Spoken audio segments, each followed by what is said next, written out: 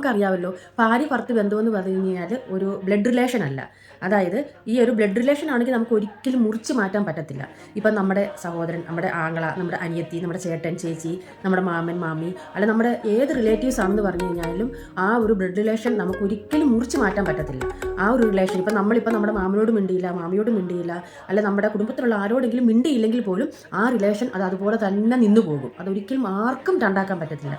പക്ഷേ ഈ ഭാര്യ ഭർത്തൃ ബന്ധം എന്ന് പറഞ്ഞു കഴിഞ്ഞാൽ എപ്പം വേണേലും രണ്ടാകാൻ പറ്റുന്ന ഒരു ബന്ധമാണ്, അല്ലേ? മുറിച്ച് മാറ്റാൻ പറ്റത്തക്ക വിധത്തിലുള്ള ഒരു ബന്ധമാണ് ഈ ഭാര്യ ഭർത്തൃ ബന്ധം എന്ന് പറയുന്നത്. അപ്പം നമ്മളൊരു കാര്യം വിചാരിക്കേണ്ടത്, മുറിച്ച് മാറ്റാൻ പറ്റാവുന്ന ഈ ബന്ധത്തിൽ നിന്നാണ് മുറിച്ച് മാറ്റാൻ പറ്റപ്പെടാത്ത പല ബന്ധങ്ങളും ഉണ്ടാകുന്നത്. അപ്പം ഇതൊരു പവിത്രമായൊരു ബന്ധമാണ്. അപ്പം രണ്ട് ജീവിത സാഹചര്യങ്ങളിൽ നിന്നുള്ള രണ്ട് മനുഷ്യർ, രണ്ട് മനസ്സുകൾ തമ്മിൽ ഒന്നിച്ചു ചേരുന്ന ഒരു ബന്ധം, അല്ലേ? അപ്പം ഇതെന്ന് പറഞ്ഞു കഴിഞ്ഞാൽ ദൈവത്തിൻ്റെ വരദാനമാണ്. അപ്പം ഈ ഒരു പവിത്രമായ ബന്ധം നമ്മൾ